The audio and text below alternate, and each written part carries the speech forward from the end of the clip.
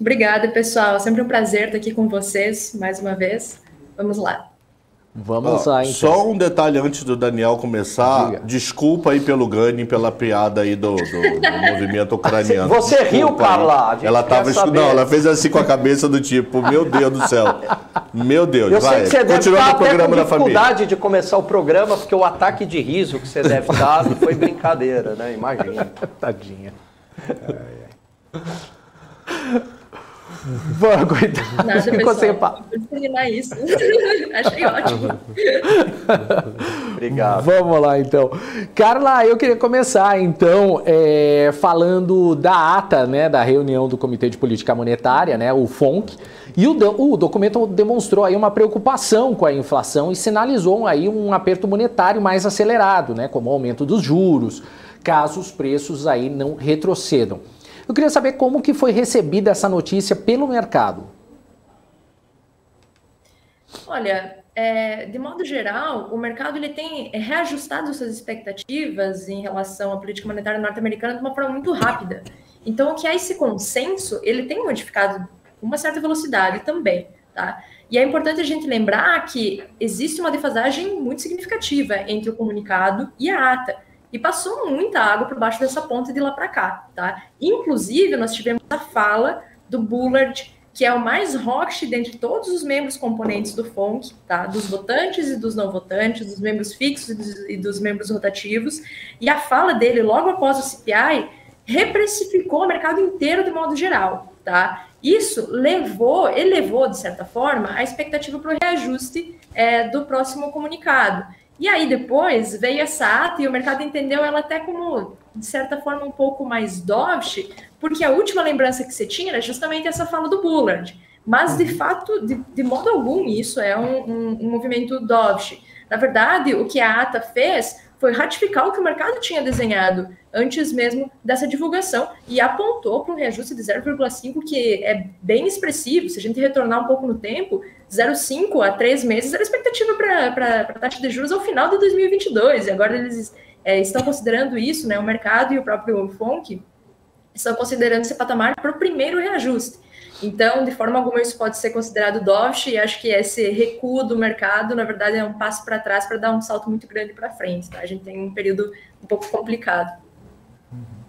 Legal. O pessoal pode perguntar também, Gani, Felipe, Cabral. Ô Carla, boa tarde. Como é que está aí a previsão de alta de vocês ao longo do ano? Vocês acreditam em quantas altas? Qual é a magnitude dessa alta? E quais os impactos para a Bolsa e o dólar aqui no Brasil? Bom, vamos lá. É muito diferente a dinâmica da taxa de juros norte-americana da dinâmica da taxa de juros brasileira. Tá? A gente tem que lembrar que o Federal Reserve tem um duplo mandato, tá? É diferente do que acontece no Brasil. Esse duplo mandato é de atividade e de inflação, e eles são muito mais complacentes com a inflação do que nós. Então, no menor movimento de recuo ou arrefecimento de todo esse processo, e vale lembrar que eles têm um horizonte relevante de longo prazo, não de curto prazo, como acontece no Brasil, eles podem mudar a tônica desses reajustes. E tendo isso em mente, considerando que a gente está no início de 2022, nós entendemos que essa taxa de juros ao final de 2022 para os Estados Unidos possa ficar entre 1,5% e 2%.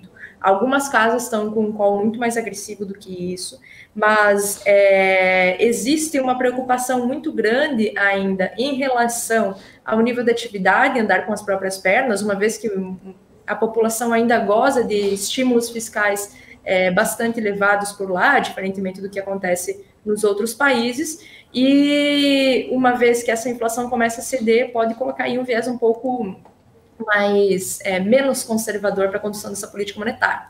Então, acredito que nesse momento, algo em torno de 1,5% e 2% é condizente com as expectativas do Federal Reserve. Legal. E no Brasil, primeira coisa, você teria subido os juros tanto quanto o governo subiu? O que seria Carla no lugar de Roberto Campos? Seria até quanto? E a pergunta, aonde você acha que Roberto Campos leva?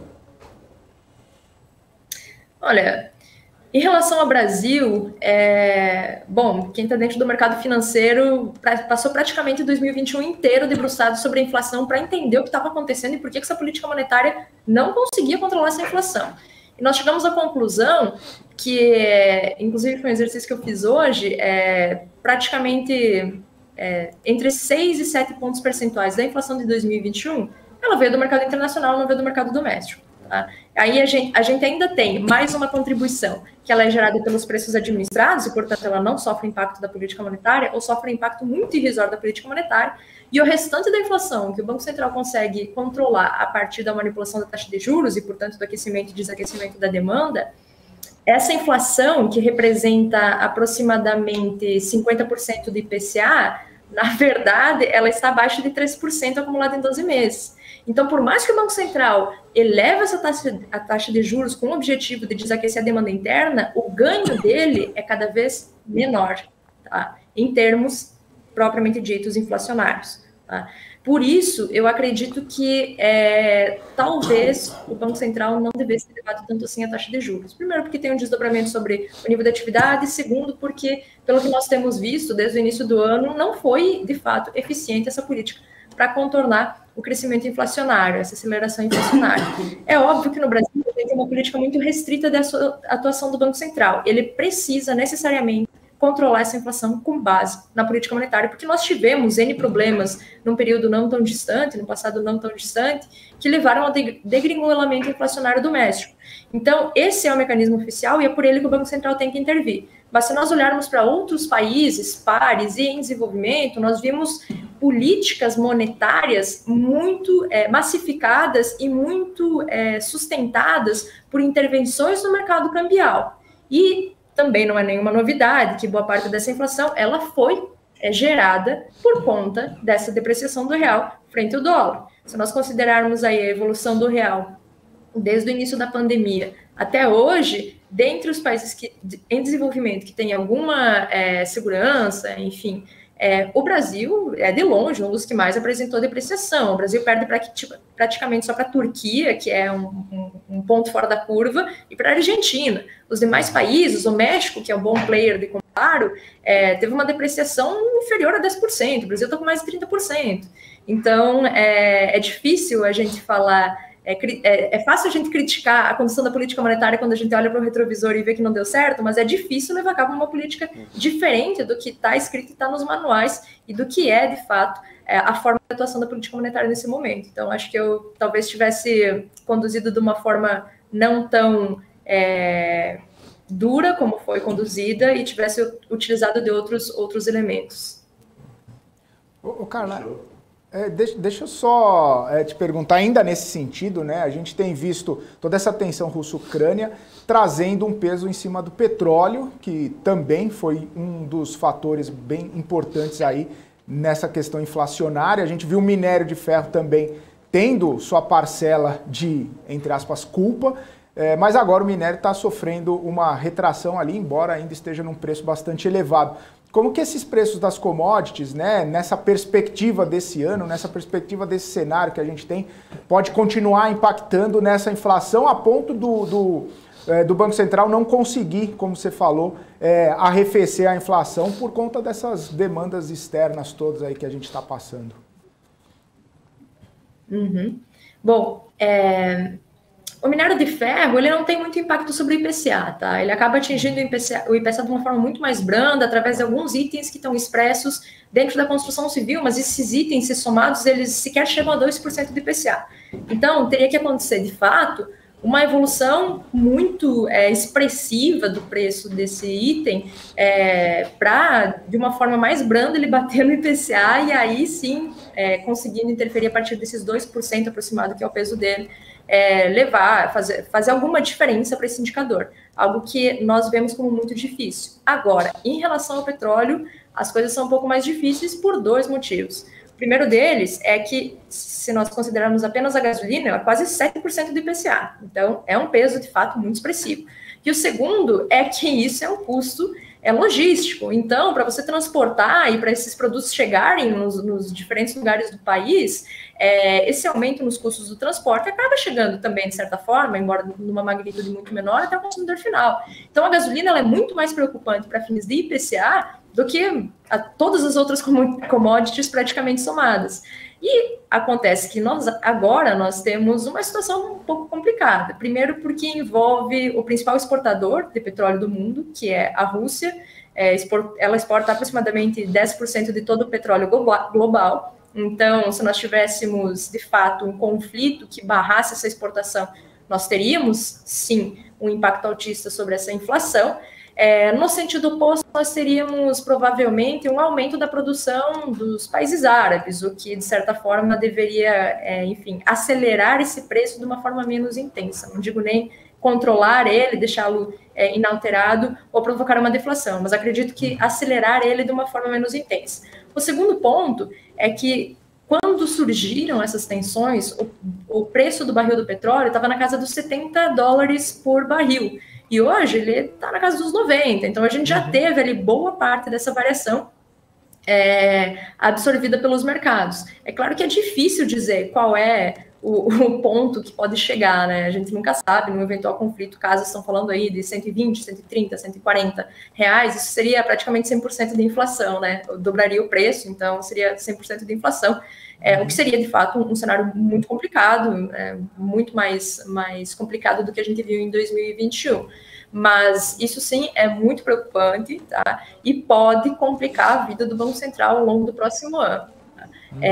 Nós temos algumas medidas levantadas dentro do Congresso Nacional que podem, de certa forma, amenizar esse movimento. Inclusive, vocês estavam falando delas aqui antes, mas eu gostaria de atentar para 2 pontos. O primeiro ponto é que existe um motivo pelo qual o Congresso optou por PECs, tá? E esse motivo uma PEC não incorre em lei de responsabilidade fiscal. Uma medida provisória, ela é questionável. Então, pode, sim, gerar uma infração para o Poder Executivo, de certa forma, tá? E isso, de forma alguma, o Poder Executivo quer. Se tem uma coisa que o nosso presidente tem medo, de incorrer em um crime de responsabilidade fiscal e acabar parando aí no mesmo pacote do que os outros governos petistas foram parar. Então, isso é uma coisa que barra qualquer possibilidade se for posta à mesa do nosso presidente, o atual presidente Jair Bolsonaro, tá? E aí, como já foi levantado também, PEC é muito mais difícil de passar, precisa de 2/3 da aprovação, né? Então, nós temos um caminho um pouco difícil, que em caso de crescimento acentuado desses preços, essas medidas que estão sendo tramitadas no Congresso talvez ganhem um pouco mais de tração, né? Falando aqui das PECs, mas mesmo assim, o seu impacto ele seria amenizado e não contornado. Legal. Carla, tem uma pergunta aqui do nosso chat, o Felipe Lipe está perguntando aqui, você acredita que o Brasil ele tem potencial de crescimento nesse ano eleitoral acima de 0,5%? E na sua análise, qual é a perspectiva de recessão nesse ano? Acima de 1% é muito difícil. Eu acho que uma das variáveis mais ingratas para economista projetar é o crescimento do PIB. Existe essa possibilidade, tá? Ela é uma possibilidade um pouco remota, mas ela existe sim. Quais seriam os motivadores desse crescimento superior a 1%? Basicamente, crescimento internacional. No ano passado, nós vimos esse movimento acontecer, mas ele não gerou uma dinâmica interna própria.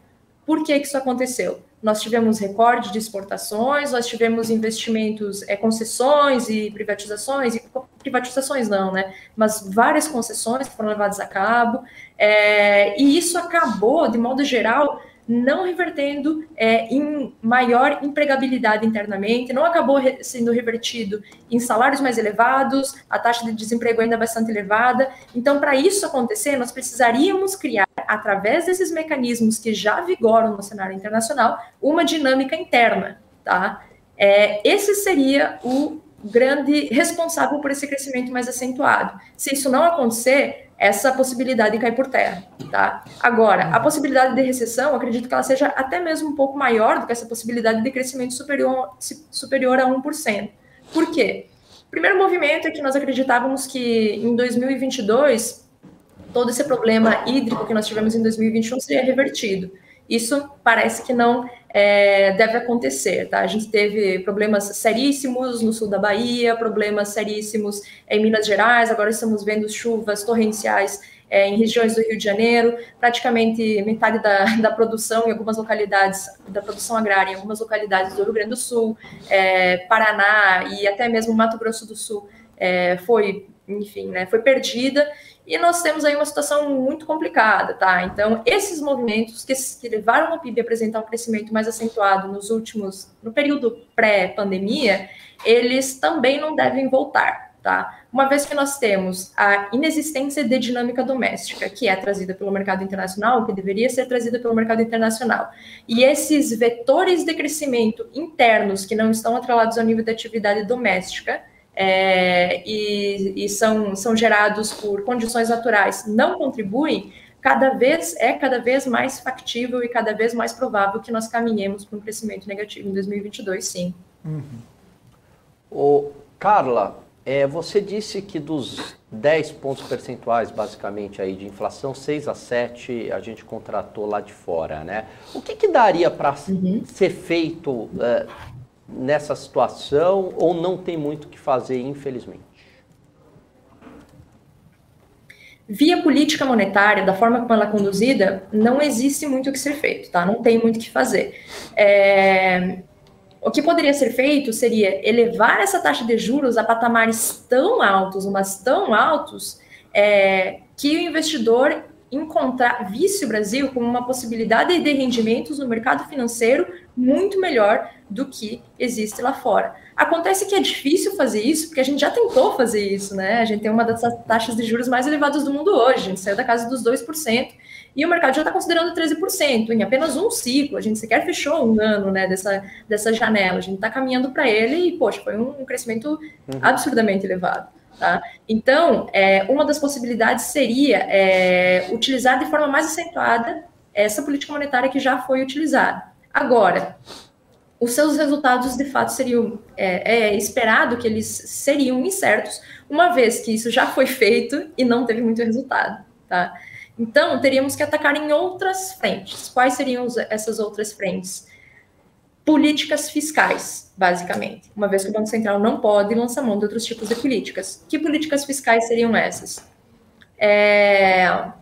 Políticas de parceria público-privada mais acentuadas, políticas de obrigatoriedade de repatriação desses recursos que estão no exterior, que isso não ocorre hoje. Praticamente dos 60 bilhões que a gente teve de saldo comercial no ano passado, menos de 10 foram repatriados. Então, se você considerar que 50 bilhões que foram gerados no Brasil não foram repatriados, é óbvio que a gente tem um impacto gigantesco sobre o câmbio, tá, para níveis do Brasil. Então, acho que esses tipos de políticas, embora não sejam ortodoxas, não sejam consideradas positivas pelo mercado, tratando especificamente de termos impacto sobre o câmbio, elas seriam efetivas, tá?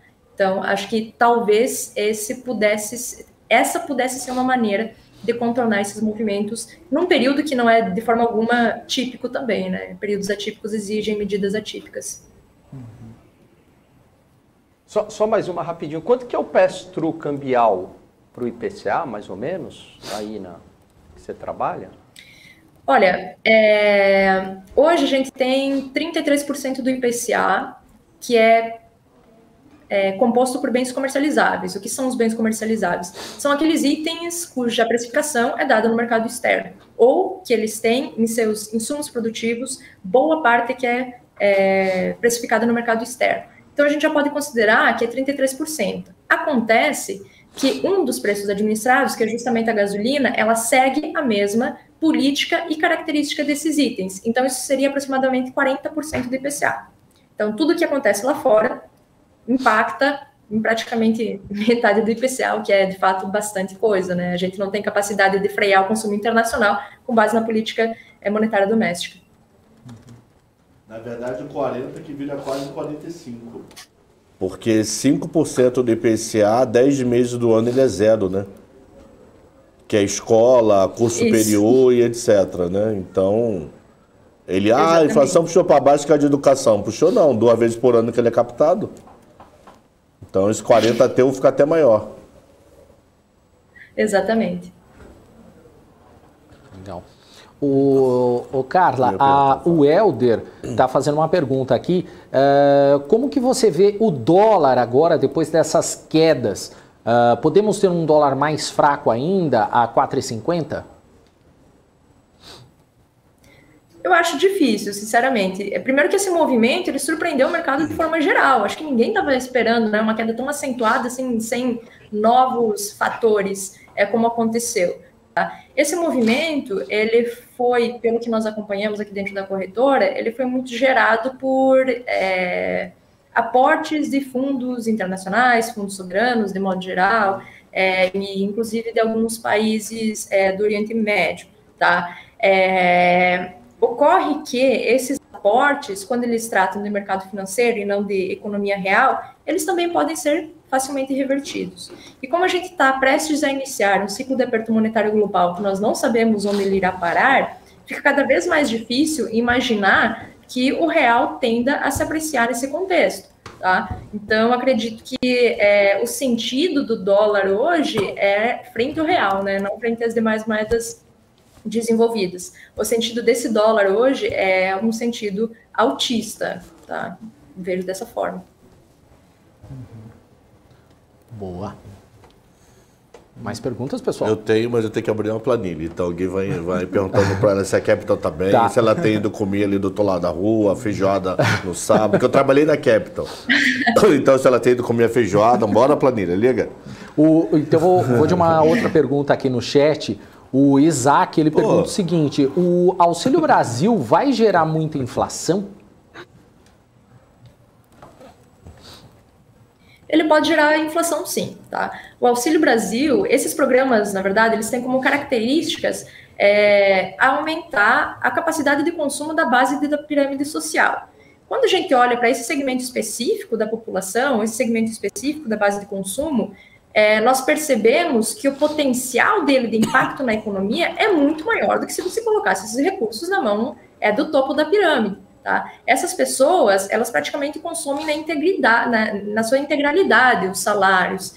Então, quando você... E mesmo assim, às vezes, a gente sabe que falta dinheiro para chegar até o final do mês. Então, esse dinheiro ele seria completamente revertido e voltaria para a economia de alguma forma. A gente já viu movimentos semelhantes quando a gente olha para um passado não tão distante assim. O primeiro movimento foi com o início do Bolsa Família. E o segundo movimento foi no primeiro período da pandemia, quando foi levado a cabo aquele auxílio emergencial que fez com que os preços internos de alimentação no domicílio disparassem, tá? Motivados por uma demanda doméstica. Então, não é difícil imaginar que, se isso voltar a acontecer, nós tenhamos também um movimento muito semelhante. Isso, claramente, é mais um vetor altista para a inflação. Deixa eu tirar uma dúvida contigo. Você está falando que está tendo entrada de fluxo estrangeiro, alguns fundos e etc. Nós tivemos as primeiras 2 semanas de fevereiro dá 9 pregões. Desses 9 dias úteis, deixa eu melhorar. Desses 9 dias úteis, entrou no Brasil, via Banco Central, 4 bilhões e meio de dólares. 53% desse valor foi em um dia, que foi no dia 2 de fevereiro. No dia 2 de fevereiro entrou 2.400. A segunda maior boleta foi no dia 1º, 700. As 2 últimos dias de semana passada já teve saída de grana do Brasil de fluxo cambial. E eu não acredito que esse fluxo cambial que está entrando pesado via Banco Central está indo para a Bolsa. Então eu acho que parte considerável de fevereiro é rouba-monte. Eu estava já dentro do Brasil, só estou mudando o indexador. Vocês estão enxergando isso também? Olha, é um movimento muito difícil de ser mapeado. O que nós enxergamos? Que em janeiro houve um movimento internacional relevante. Que movimento internacional foi esse? Sim. Redução da taxa de juros da China. Tá? Então, isso pode ser entendido como uma política que impactaria segmentos específicos da economia. E nesses segmentos, o Brasil tem muita exposição. Um deles é justamente o mercado de minério de ferro. Poxa, se nós considerarmos que a Vale tem um peso risco dentro do IBOV e que o outro, a contraparte quer dizer, a contraparte não, né? Temos um movimento paralelo que também contribui para essa subida do IBOV, que é um movimento que aconteceu em relação ao petróleo, aí nós já teríamos também um novo vetor que contribuiria para esse movimento. Então, em partes pode ser sim, esse rouba-monte, essa realocação de recursos, mas acredito que em partes nós fomos surpreendidos por esses movimentos internacionais também. Mas isso em janeiro, em fevereiro eu já estou vendo isso diferente, sabia? Não, em fevereiro realmente os vetores parecem ter se tornado outros, né? Tanto que esse movimento de política monetária na China acabou ficando um pouco para trás. Então, de fato, pode ser sim uma realocação de recursos. Ô, Carla, subindo os juros lá nos Estados Unidos, você acha que isso já está no preço? Você acredita que o mercado é tão eficiente assim ou não? Ainda tem uma dúvida e poderia derrubar ainda mais as bolsas por lá e ter algum impacto aqui? Acredito que não está no preço, tá? Primeiro porque o movimento que eu já falei aqui, o consenso sobre o que deve ser a política monetária, ele tem mudado rapidamente e para um consenso cada vez mais hawkish. Então, o que está no preço hoje é algo em torno de 1,5% lá no final do ano. Algumas casas estão elevando isso sistematicamente e esse consenso pode mudar rapidamente, tá? Então, esse seria o primeiro movimento. O segundo movimento é que eu tenho dúvidas sobre a efetividade dessa política monetária norte-americana. Por quê? Porque essa inflação mais elevada, ela veio de políticas fiscais anticíclicas muito fortes, e não só de políticas fiscais anticíclicas, mas políticas de investimento de longa maturação que geram uma empregabilidade muito alta. Essas políticas não foram revertidas, tá? Então, é difícil você pensar que uma política monetária incipiente e ainda de magnitude pequena, né, quando a gente sai de 0 e vai para 1,5, que é o que está no preço do mercado hoje, consiga, de fato, reverter esse movimento inflacionário que foi gerado por outros fatores, que não foi simplesmente por um crédito fácil, tá? Tiveram outros fatores, o principal deles é a política monetária, que, mais uma vez, não foi revertido. Então, eu vejo o Banco Central norte-americano encontrando muita dificuldade para reverter essa inflação, tá? E sendo surpreendido ao longo de 2022 com inflação elevada, pode ser que ela seja menor, desacelere, mas ainda assim muito elevada ao longo do período, e isso vai mudando o que é o consenso sobre o que deve ser a política monetária. Então, de forma alguma, penso que isso está no preço. Acho que tem muito caminho para a gente percorrer ali ainda. Legal. O Carla, começou a chegar uma pergunta atrás da outra aqui agora para você. Então eu vou perguntando o que for chegando aqui, o que puder, eu vou te passando. O Ivan está perguntando assim: na visão da Carla, quando começaremos a ver o impacto das eleições no mercado de capitais doméstico? Acredito que esse movimento deva acontecer assim que as candidaturas forem efetivamente regulamentadas e legalizadas, né? Esse processo acontece em abril, se eu me recordo bem. Até lá, nós temos algumas especulações sobre o que deve acontecer, mas não tem nada certo. Esses presidenciáveis, eles sequer podem falar como candidatos porque eles incorrem em crime eleitoral. Então, apesar das pesquisas terem começado a serem divulgadas em um período muito mais cedo do que nós estamos acostumados a ver, o clima, de fato, tende a pegar fogo a partir do momento em que os presidenciáveis forem lançados efetivamente e que eles tiverem seus planos de governo nas mãos. Isso deve acontecer a partir de abril. Boa. O Felipe Lippe faz outra pergunta aqui. Como que você analisa, Carla, a viagem do presidente para a Rússia e a Hungria na questão de expandir a parceria econômica? Na verdade, a questão diplomática ela é muito importante e ela é muito mais relevante do que a questão econômica quando nós tratamos dessas conversas bilaterais, né, entre Brasil e Rússia. Se nós olharmos para a balança comercial, para os investimentos que vêm da Rússia para o Brasil, são irrisórios perto do que a gente recebe das outras partes do mundo. Mas o Brasil ele consegue exercer ou, de certa forma, dar eco eco ao seu poder geopolítico por meio das interações que ele tem com a Rússia e, de forma menor também, com a Ucrânia, tá? Mas a Rússia é mais importante nesse papel. Então, acredito que essa viagem ela tenha muito mais capacidade de trazer algum melhoramento nas relações geopolíticas do país, na forma como isso está sendo conduzido, a relação internacional, enfim, a diplomacia brasileira, do que propriamente dito com desdobramentos de atividade econômica ou na esfera econômica propriamente dita. Boa, eu tenho mais pergunta aqui do John. O John está perguntando aqui, pode o real desvalorizar com o aumento dos juros nos Estados Unidos? Não só pode, como deve. Aliás, é o que nós esperamos que aconteça, tá? Não esperamos que aconteça no sentido positivo, é o que nós esperamos que aconteça porque macroeconomicamente, de acordo com os manuais, esse é o movimento que se espera que aconteça, tá? Então, esse é um movimento que deve acontecer, sim. Ô Carla, você falou bastante aí em relação à política fiscal, tendo um efeito sobre a inflação, e houve uma política fiscal ultra expansionista em toda a parte aí do planeta por conta da pandemia. Os governos gastaram muito. Você acha que isso pode trazer algum impacto mais severo a médio e longo prazo, algum risco aí sistêmico? Sim, acredito que possa trazer sim. E um desses movimentos que a gente já começa a mapear é justamente no mercado energético. Por quê?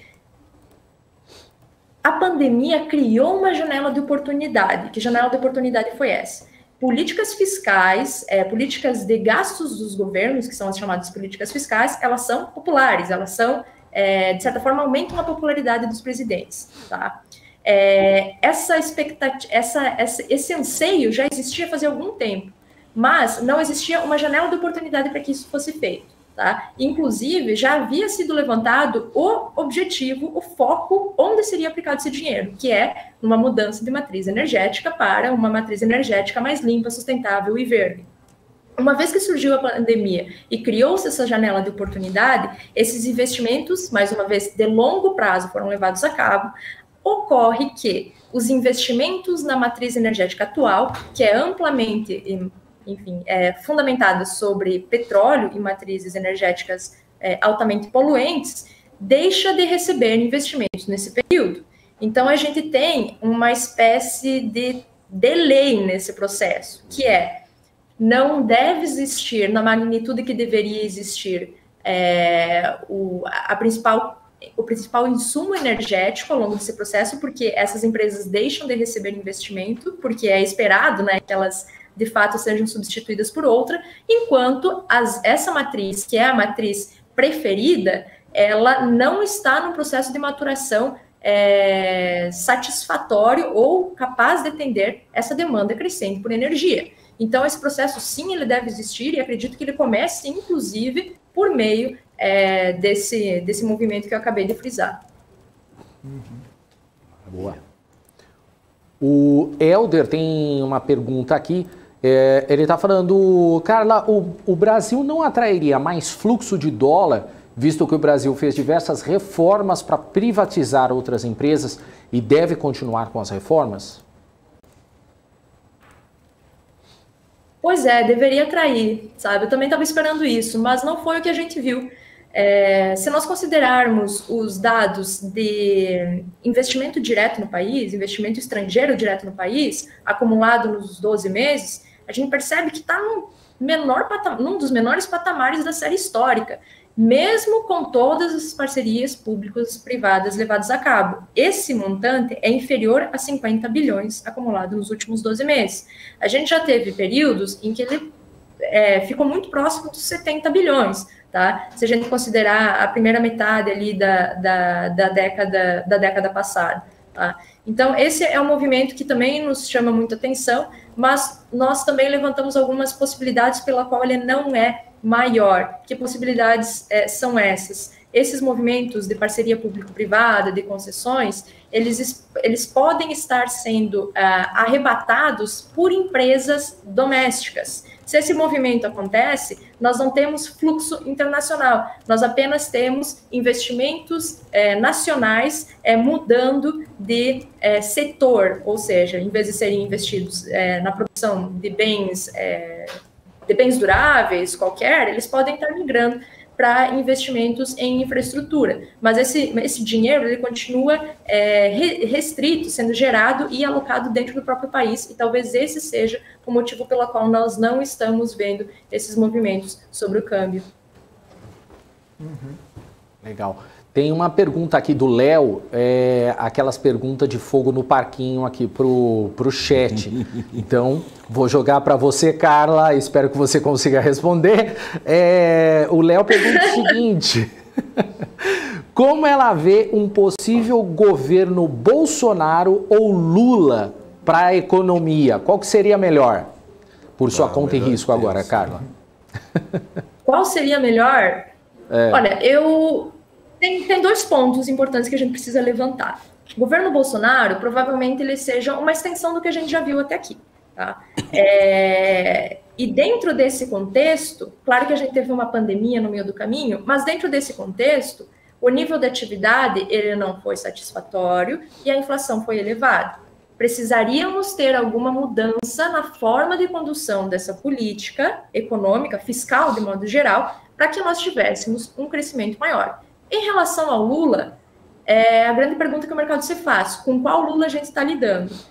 Pelo que nós temos visto, e o fato dele se aproximar de forma muito intensa do Haddad, do Haddad não, desculpa, me fugiu o nome, o possível vice-presidente dele... Alckmin, exatamente. O fato dele se aproximar do Alckmin nos leva a entender que ele esteja, talvez, tentando trazer elementos, percebam na sutileza do que eu estou falando, tentando trazer elementos do Lula 1 para dentro desse governo. Mas todas as falas do próprio Lula são falas muito mais próximas do Lula 2, tá? O que isso significa? Significa que nós teríamos gastos do Estado maior num período curto, com a intenção de fazer uma política anticíclica, e nós não sabemos se esses gastos seriam revertidos, se essas políticas seriam restritas a um período anticíclico ou se elas se transformariam, como aconteceu depois que a Dilma entrou, numa política de Estado, tá? Então, acredito que no momento T0, para nível de atividade, eu não estou dizendo que isso é sustentável e que isso é positivo para a economia. Eu estou dizendo que no momento T0, para níveis de atividade e indicadores econômicos, talvez uma política com o Lula à frente do país, ela entregasse resultados melhores. Agora, no médio e no longo prazo, não tem como saber. Boa. E uma terceira via seria melhor para o país ou pior? Qual a terceira via, né? Essa também é uma grande pergunta que a gente se faz. Nós temos aí vários nomes e alguns deles, bom, o próprio Ciro Gomes é o nome da terceira via e, na verdade, ele, dentro de um espectro político, ele está muito mais à esquerda do que o próprio Lula, se você olhar para as ideias econômicas propriamente ditas do Ciro. Tá? Ele é um cara muito mais interventista, mas ele tem ideias de intervenção na esfera econômica muito maiores do que a do próprio Lula. Tá? Então, dentro dessa terceira via, acredito que nós tenhamos algumas ideias positivas sim, mas é aquela coisa, nós nunca vimos efetivamente essas pessoas à frente do Estado, à frente de uma esfera nacional, em alguns casos nós vimos elas à frente de poderes executivos regionais, mas é difícil você fazer alguma prospecção, alguma projeção de algo que você não tem sequer uma mínima série histórica para dizer o que possa acontecer, tá? Então essa eu vou sair pela tangente, porque eu realmente não faço ideia do que seria no caso de cada um desses enfim, possíveis presidenciáveis vindos da terceira via. Legal. Ô, Carla, agora sim eu vou fazer uma pergunta do Nicolas, ele repetiu a pergunta aqui 300 vezes, mas como a gente estava falando de Brasil, Nicolas, agora sim eu vou para a sua pergunta, mas eu não deixei a sua pergunta de lado, não. O Nicolas pergunta o seguinte, ele quer saber sobre a Índia, que agora virou o bicho-papão dos emergentes, se a Índia tem condições de fazer o que a China fez nos últimos 30 anos. Bom, tem uma diferença muito significativa entre Índia e entre China. A China, primeiro que ela é um país que não é um país com políticas econômicas liberais, ela é um país com políticas econômicas muito bem desenhadas, altamente interventistas, e os indicadores acompanhados pelo Estado da China são diferentes do que os indicadores que são acompanhados pelo restante do mundo. Vou dar um exemplo aqui. O principal indicador que eles acompanham é a taxa de emprego, tá? Não é PIB, não é inflação, tá? É esse o principal indicador acompanhado pela China. Por quê?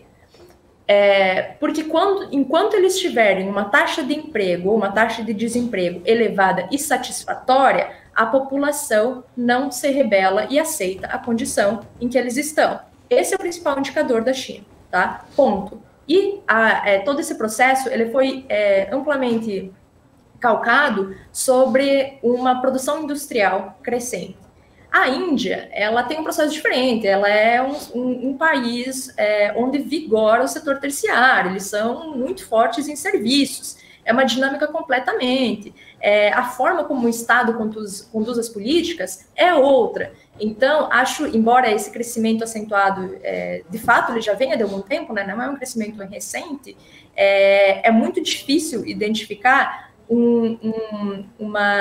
uma dinâmica semelhante, uma vez que o motor de cada um desses países é completamente diferente. Não vejo a Índia traçando o mesmo caminho da China, e se ela fizer isso, ela vai ter que encontrar meios próprios que nunca foram vistos em nenhum outro país, tá? Nenhum outro país se desenvolveu de uma forma acentuada, lançando mão ou dinamizando sua economia por meio de serviços. Isso sempre aconteceu por meio da indústria, tá? Em períodos diferentes e em regiões diferentes. Então, teria que ser, de fato, uma mudança muito significativa dentro de tudo que a gente conhece, de tudo que a gente já viu, para a Índia alcançar o patamar da China e se tornar esse grande motor.